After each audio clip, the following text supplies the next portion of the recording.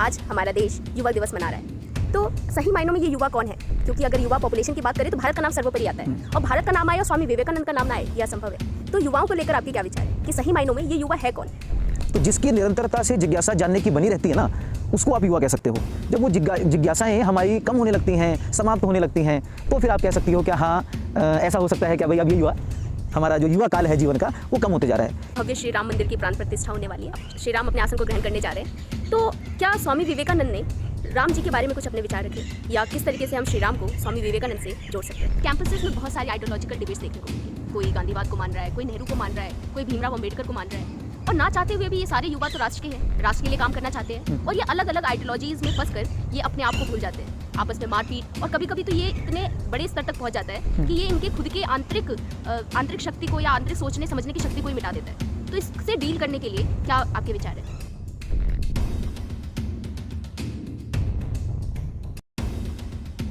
हम हैं जवाहरलाल नेहरू यूनिवर्सिटी में, हमारे साथ हैं विवेकानंद केंद्र कन्याकुमारी उत्तर प्रांत के युवा प्रमुख श्री निखिल यादव जी। तो आइए उनसे बात करते हैं। तो आज हमारे साथ हैं निखिल यादव जी, प्यार से हम सभी इनको भैया बोलते हैं, तो मैं भी भैया से शुरुआत करूंगी। नमस्ते भैया। नमस्ते। आज हमारा देश युवा दिवस मना रहा है, तो सही मायनों में ये युवा कौन है? क्योंकि अगर युवा पॉपुलेशन की बात करें तो भारत का नाम सर्वोपरि आता है, और भारत का नाम आए और स्वामी विवेकानंद का नाम ना आए यह असंभव है।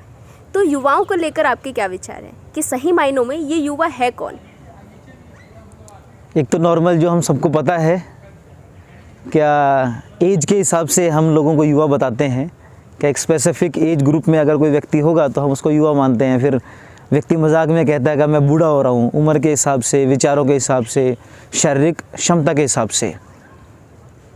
जब हम स्वामी विवेकानंद की लाइफ देखते हैं, और स्वामी विवेकानंद जो राष्ट्रीय युवा दिवस है वो उनके जन्मदिन वाले दिन रखा गया, उनकी जयंती के दिन रखा गया।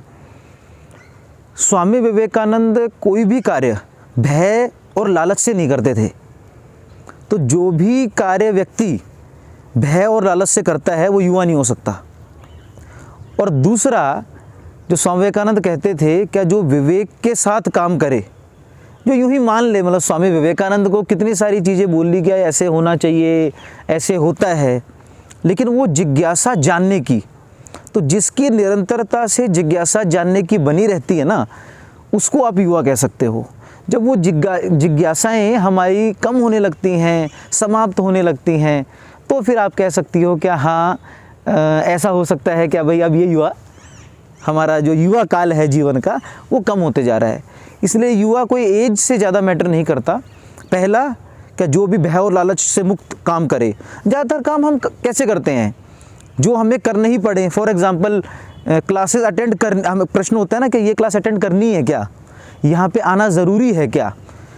ज़रूरी हो या ना हो, मैं अपनी इच्छा से कर रहा हूँ, वो इम्पोर्टेंट है। मतलब मैं भय और लालच से अलग अपनी इच्छा से काम कर रहा हूँ। तो जो अपनी इच्छा से कुछ कार्य करे, और दूसरा क्या जो विवेक के साथ काम करे। तो ये दोनों युवा के मेन इंडिकेटर हैं। तो युवा के बारे में आपने बहुत अच्छी बात बताई, और बहुत सारी चीज़ें स्पष्ट भी हुई क्या सही मायनों में एक युवा कौन है और वो किस तरीके से कार्य करता है। तो आजकल के युवा, मैं भी एक युवा हूँ और मैं मानती हूँ खुद को एक ही युवा। तो हम जब भी कैंपसेस में जाते हैं, यूनिवर्सिटी में जाते हैं, तो अक्सर हमारे साथी जो है कभी डिप्रेशन से जूझ रहे होते हैं, और हम उनको समझा भी नहीं पाते क्योंकि हम उम्र है, तो हमारे पास उतने तथ्य नहीं होते कि हम उनको क्या बताएं, क्योंकि हम भी उसी प्रॉब्लम से डील कर रहे होते हैं। तो उसको लेकर आपके क्या विचार है? स्वाभाविक है, कुछ डेटा मैं उसको सही तो नहीं मानूंगा, लेकिन ऐसा कह रहा है क्या India is the most depressed country. ऐसा डेटा है, अलग अलग वेबसाइट्स पे आपको ऑनलाइन मिल भी जाएगा। मतलब वो देश जहाँ स्वामी विवेकानंद का जन्म हुआ हो, वो देश जहाँ छत्रपति शिवाजी महाराज का जन्म हुआ हो, वो देश जहाँ वीर सावरकर जी का जन्म हुआ हो, वो देश जहाँ सुभाष चंद्र बोस जी का जन्म हुआ हो, उसके डेटा में आप देखते हो क्या वो डिप्रेशन से पीड़ित है।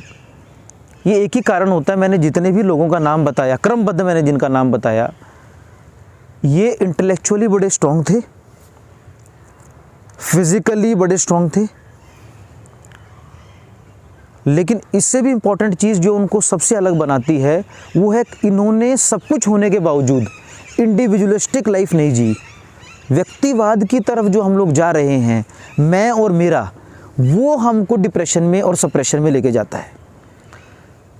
ये जो 15 के बाद की हमारी उम्र शुरू होती है, जब हमें अपने डिसीजंस खुद लेने पड़ते हैं। मतलब 10th तक तो कोई डिसीजन लेना नहीं, आप 7th में या फिर 8th में होंगे, फिर 9th में होंगे और 10th में होंगे।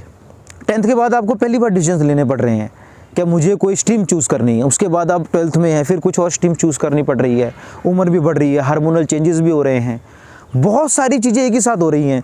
सोसाइटल एक्सपेक्टेशंस भी हैं, फैमिली एक्सपेक्टेशंस भी हैं, और खुद के शरीर में बहुत सारे चेंजेस चल रहे हैं।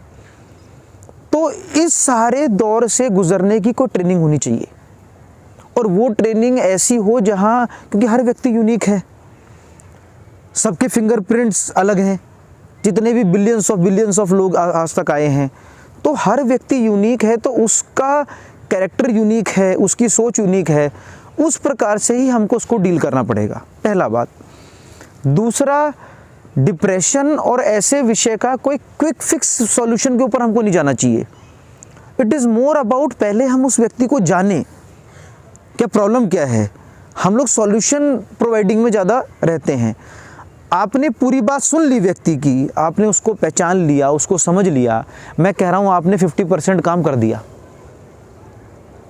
तो ये जो फिनोमिना स्टार्ट हुआ, ये वही हुआ कि इतना सोसाइटल प्रेशर हुआ, व्यक्ति को लग रहा है कि मैं ग्रो कर रहा हूँ या नहीं कर रहा हूँ। दूसरा बात, इसमें एक और इम्पॉर्टेंट जो है, एक हम कंपैरेटिव वर्ल्ड में जीते हैं। आप बहुत अच्छा कर रही होंगी किसी फील्ड में, लेकिन कोई ना कोई तो आपसे आगे ही होगा, फिर कोई ना कोई उससे भी आगे होगा। तो द मोमेंट हम डिजिटल वर्ल्ड में ये फेस कर रहे हैं कि मैं कुछ कर रही हूँ, मैं कुछ कर रहा हूँ, लेकिन कंपैरेटिवली दूसरा व्यक्ति मेरे से बहुत अच्छा कर रहा है। अरे मेरे से नीचे भी लाखों लोग होंगे, लेकिन मैं वो जो 10 लोग मेरे से ऊपर हैं उनको देख के मैं परेशान हो रहा हूँ। तो अगर ये प्रॉब्लम आती है तो एक व्यक्तिवाद, दूसरा इतने सारे प्रेशर्स, और तीसरा एक comparative world. The moment you start comparing, the moment you enter into a poison. आप किसी को कंपेयर करना शुरू, आप पॉइजन में शुरू हो जाओगे। और जो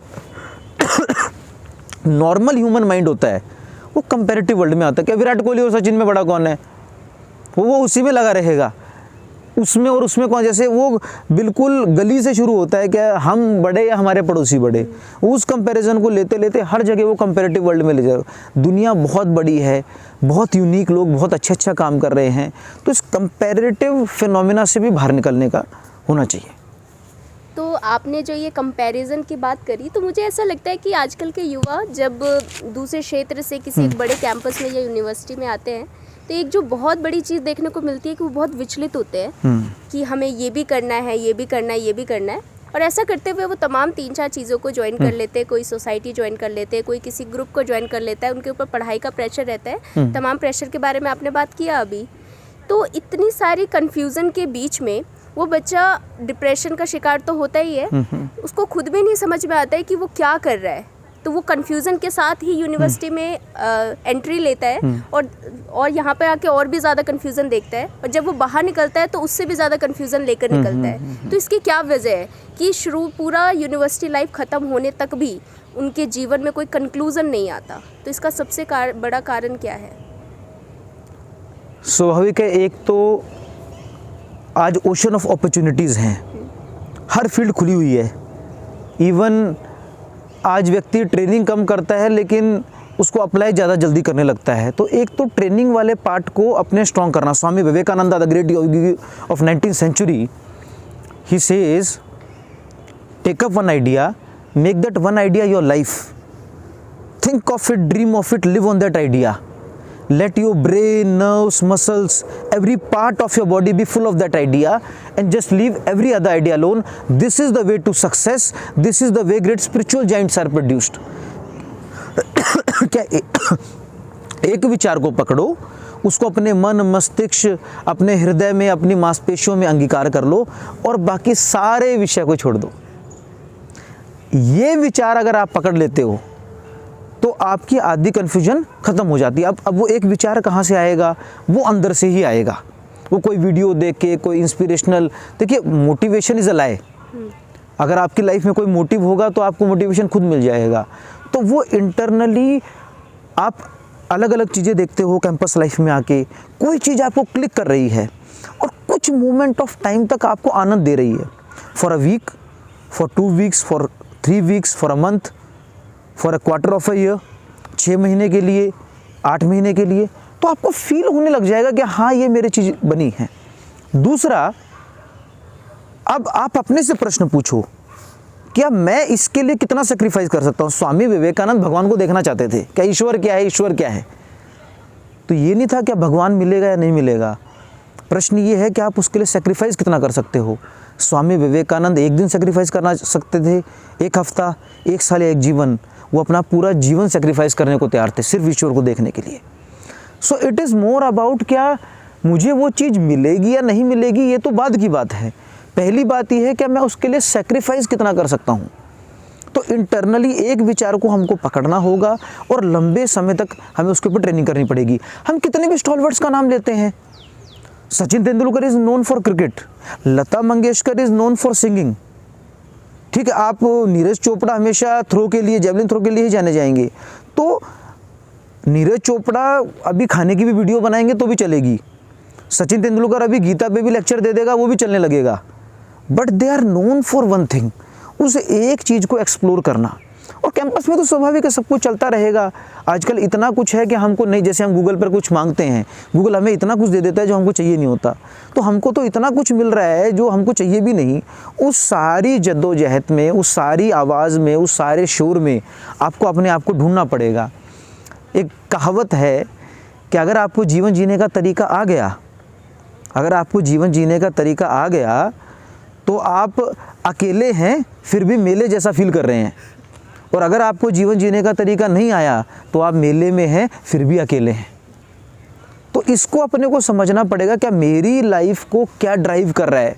जो एकनाथ जी जो कहते हैं, the founder of Vivekananda Kendra, that a person is reborn when he knows the mission of his life, the very purpose of life. व्यक्ति का पुनः जन्म होता है, क्योंकि फिर उसकी सारी एनर्जीज उस काम में। तो उसको ढूंढना, मेरी लाइफ का थीम क्या है। हम किसी भी व्यक्ति को देखते हैं जिसने कुछ भी किया हो, उसकी लाइफ का एक थीम था। अब किसी भी फील्ड में उसको ले लीजिए, चाहे वो जर्नलिज्म में हो, चाहे वो एक बहुत बड़ा एक इकोनॉमिस्ट हो, या वो बहुत बड़ा स्पोर्ट्समैन हो, या वो मिलिट्री पर्सन हो, तो उसकी लाइफ का एक थीम था जिसको कंटिन्यू करके वो आगे बढ़ पाया। तो वो थीम ढूंढना सबसे इम्पोर्टेंट काम है इसमें। तो भैया मतलब युवाओं के जीवन का जो ये सफ़र है, जो अलग अलग परिस्थितियों से होकर गुजरता है, जिसमें बहुत सारी परेशानियां भी आती हैं, तो आपको क्या लगता है कि समाज का, परिवार का, संगति का एक युवा के जीवन में क्या महत्व होता है? बहुत ज़्यादा बड़ा बहुत ज़्यादा बड़ा महत्व होता है। एक एग्जांपल मैं आपको देता हूँ। आप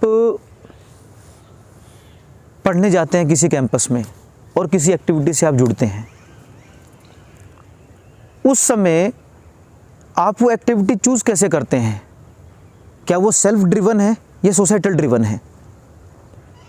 आपने जो कोर्सेज चूज़ किए वो सेल्फ ड्रिवन है या सोसाइटल ड्रिवन है? तो पेरेंट्स और सोसाइटी का यहीं से रोल शुरू हो जाता है कि जहाँ पे एक ढर्रा चल रहा है हम ज़्यादातर उसी ढर्रे में चलते हैं। पेरेंट्स भी हमें वहीं पे मूव करते हैं उसी साइड ही, क्या भाई ये कोर्स ज़्यादा चल रहा है, ऐसा कर ले, वैसा कर ले, उसके लड़के ने ऐसे करा। तो सोसाइटी का तो बड़ा इसमें एक स्वाभाविक एक रोल है, पेरेंट्स का भी बहुत बड़ा रोल है। पेरेंटिंग एक इस समय एक बहुत बड़ा चैलेंज है। पेरेंटिंग इतना आसान नहीं है जितना हम लोग समझते हैं, लेकिन ये जैसे हम लोग कहते हैं क्या ये हैंड ऑन हैंड चलता है, साथ साथ चलता है, अलग अलग नहीं चलता। क्या भाई पेरेंटिंग एक अलग विषय है और बच्चा अलग विषय में चलेगा। तो बच्चे को भी अपने माँ बाप मतलब ऐसे कार्य करने होंगे जिससे उसके माँ बाप को उस पर विश्वास जागृत हो, और माँ बाप को भी एक छूट देनी पड़ेगी, एक मुक्ति देनी पड़ेगी बच्चे को। क्या हाँ मैं इसको अगर ये स्पेस दूंगा, इसको अच्छा जो भी करना होगा ये करेगा। तो वो स्पेस को मेंटेन करना, क्या माँ बाप का सम्मान हो और बच्चों की सुनी जाए, ये दोनों स्पेस को मेंटेन करना ही हमें आगे बढ़ाएगा। और ये कल्चरली हम लोग हमारी सिविलाइजेशन में शुरू से ही देखते हैं। तो भैया जेएनयू के इतने खूबसूरत प्रांगण में हम हैं, तो मुझे ऐसा लगता है कि यहाँ पर जो भी युवा आते हैं पढ़ने के लिए अलग अलग क्षेत्रों से, वो एक कन्फ्यूज़न के साथ आते हैं, जिसके विषय में हमने अभी बात करी। स्वामी विवेकानंद के विचारों को जो युवा को इतना प्रेरित करते हैं, हम किस तरीके से शुरुआती तौर पर ही युवाओं के अंदर पाठ्यक्रम के ज़रिए या एजुकेशनल इंस्टीट्यूशन में ऐसे क्या इम्प्लीमेंटेशन करें कि ये जो कन्फ्यूज़न शुरुआत में ही उनके जीवन में शुरू हो रही है वो अंत में जाके कन्फ्यूज़न ना रहकर कंक्लूज़न बन जाए। तो किस तरीके से हम स्वामी जी के विचारों को उनके जीवन में पाठ्यक्रम के ज़रिए ला सकते हैं? देखिए, जेएनयू बहुत ही विशेष विश्वविद्यालय है। आप ऐसे नहीं कह सकते यहाँ युवा कन्फ्यूजन से आते हैं। जेएनयू में आपको हर प्रकार के युवा मिलेंगे, पढ़ने वाले भी, घूमने वाले भी, हंगामा करने वाले भी। ऐसा है ये जेएनयू, अद्भुत है। स्वामी विवेकानंद की लाइफ और उनके शब्द, उन दोनों में ताकत है। और अगर वो दोनों कोई भी युवा पढ़ेगा या किसी भी उम्र का व्यक्ति पढ़ेगा, किसी भी सोच का व्यक्ति पढ़ेगा, उसको वो स्वाभाविकता लाभ देंगे। युवा दो चीज़ें मांगता है। पहला, एक लाइफ में निरंतरता, कंटिन्यूटी। कंटिन्यूटी मतलब क्यों? क्योंकि लाइफ में अप्स एंड डाउन चलते रहते हैं। कभी एडमिशन है, कभी एग्ज़ामिनेशन है, कभी कोई एंट्रेंस है, फिर हुआ नहीं हुआ, असाइनमेंट्स हैं, फैमिली चैलेंजेस हैं, बहुत सारे सोसाइटल चैलेंजेस हैं। तो ये बहुत सारे चैलेंजेस युवा के सामने हैं। स्वामी विवेकानंद के सामने बहुत सारे चैलेंजेस थे। प्रेसिडेंसी कॉलेज में पढ़ रहे थे, पिताजी का देहांत हो गया, गुरु के पास जा रहे हैं। 1886 में गुरु ने समाधि ली। उसके बाद सारे अपने जो गुरु भाई हैं उनको एकत्रित करना है। उसके बाद पैदल पैदल भारत में भ्रमण करना है। उसके बाद शिकागो गए तो सिर्फ और सिर्फ ठंड और भूख से नहीं, उनको रेसिज्म से का भी सामना करना पड़ा। उसके बाद वर्ल्ड पार्लियामेंट ऑफ रीजन्स तक वो पहुँचते पहुँचते उनको इतनी कठिनाइयों का सामना करना पड़ा। फिर वो पॉपुलर हो गए, फिर भी उन्होंने कुछ, उनको बड़ी बड़ी नौकरी मिली थी। हार्वर्ड यूनिवर्सिटी का फिलॉसफी का चेयर उनको कह रहा है कि आप यहाँ पर ज्वाइन कर लीजिए। जॉन रॉकफेलर, उस समय का दुनिया का सबसे अमीर व्यक्ति, वो उनसे मिलना चाहता था, उनके साथ कुछ कार्य करना चाहता था। निकोला टेस्ला उनके लेक्चर्स अटेंड करने आते थे। सिस्टर क्रिस्टीन, जो उनकी एक डिसाइपल है, वो कहती हैं कि millionaires and billionaires were happy to sit on his feets. तो इतना कुछ पाने के बाद भी दिमाग स्टेबल है। और उसके बाद जब वो भारत आते हैं 1897 में, और फिर भारत की उनकी बहुत सारी चुनौतियाँ।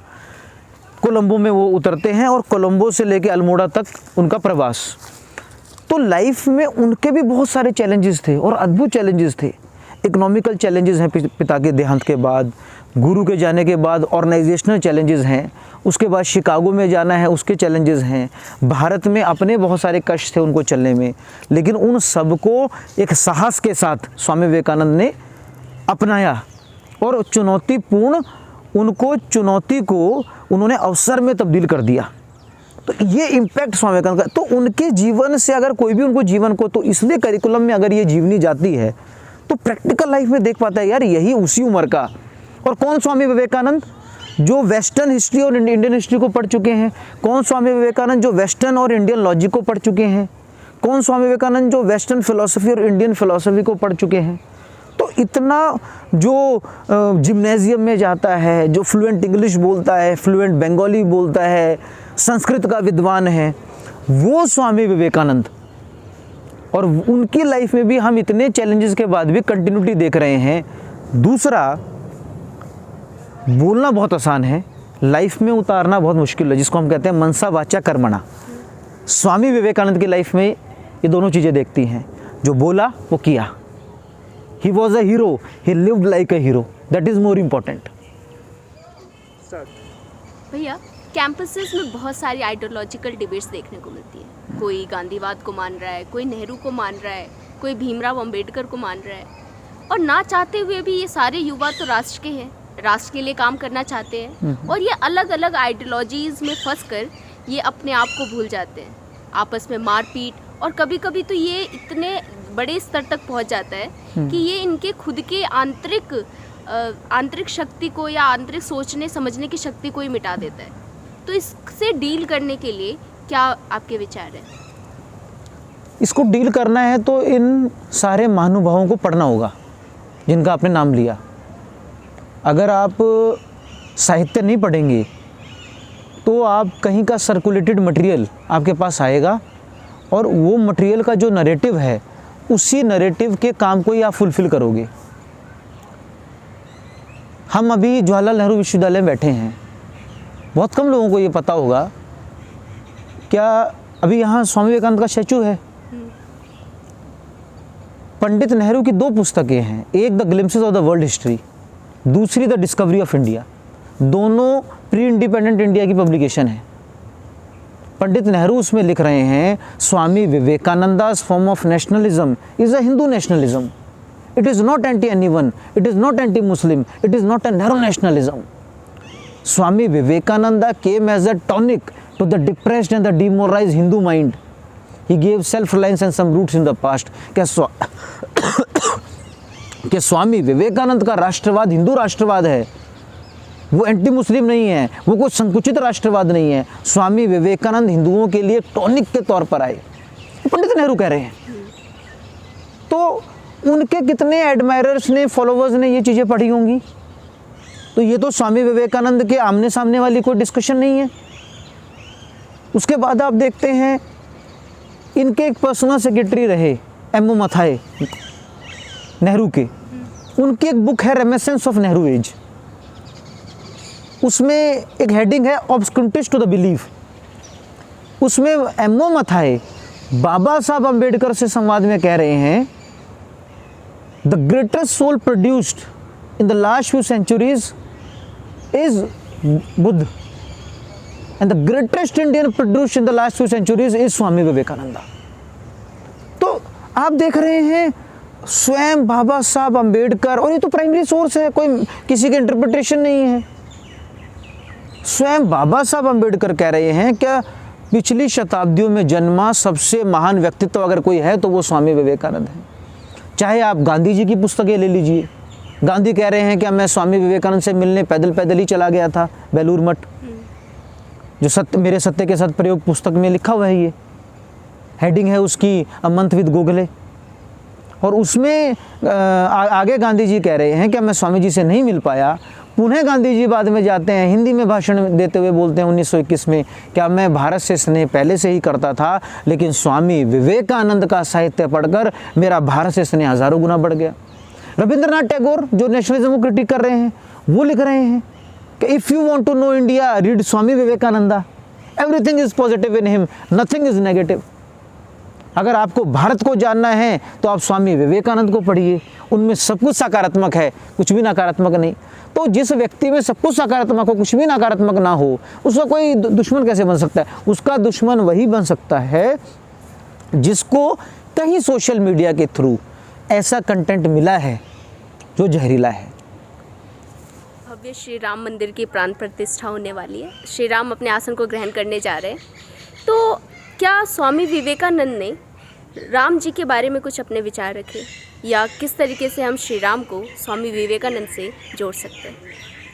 स्वाभाविक है, 22 जनवरी 2024 ये जो भी सनातन प्रेमी हैं, सनातन धर्म में विश्वास करते हैं, उनके लिए एक बहुत ही ऐतिहासिक दिन है। वर्षों की युद्ध के बाद, लड़ाई के बाद, संघर्ष के बाद, क्रूरता के बाद, दमन के बाद हमने ये लड़ाई जीती है। स्वामी विवेकानंद का पहला प्रथम परिचय श्री राम और रामायण से हुआ उनकी माता भुवनेश्वरी देवी के थ्रू। हमको पता लगता है कि उनकी माता भुवनेश्वरी देवी रामायण और महाभारत का पाठ स्वामी विवेकानंद को निरंतरता से करवाती थी, और स्वामी विवेकानंद उसको बड़े आनंद से सुनते थे।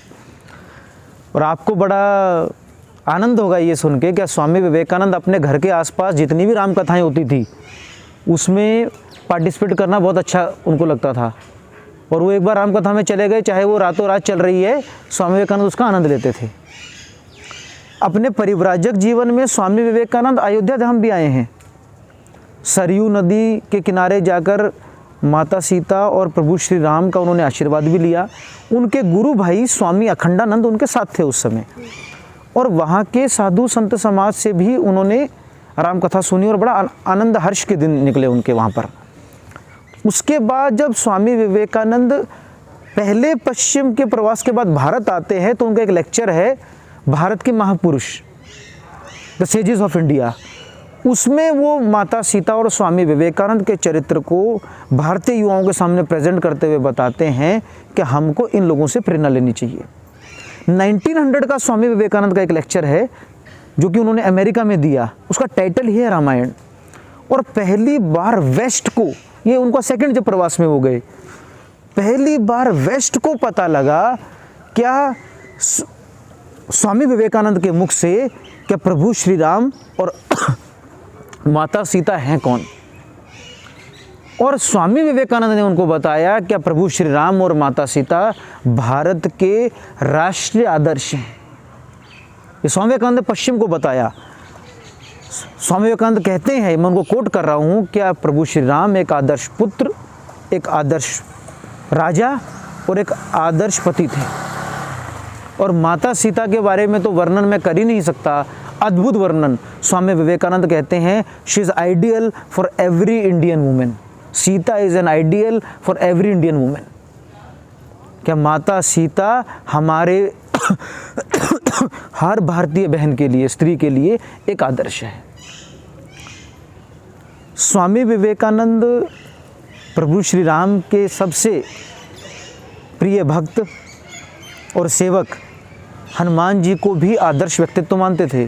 स्वामी विवेकानंद की ये चाहत थी कि हर हिंदू घर में, हर सनातन घर में हनुमान जी की एक प्रतिष्ठा हो, एक मूर्ति लगे और उसका पूजन भारत के हर घर में हो, जिससे हमें आत्मशक्ति का हमारा विकास हो। बहुत ही खूबसूरत जवाब आपके द्वारा मिला निखिल भैया, और आज बहुत सारी प्रश्नों के उत्तर मुझे जानने को मिले और मेरे ज़रिए अन्य लोगों को भी जानने को अवश्य मिलेंगे। एक युवा कैसा होना चाहिए और एक समाज में अपने पढ़ाई लिखाई से लेकर समाज में अपने आप को किस तरीके से व्यवस्थित करना है एक युवा को, उसके बारे में हमने आपके ज़रिए जाना। तो काफ़ी अच्छा रहा आपके साथ हमारी ये मुलाकात। बहुत बहुत धन्यवाद। Thank you.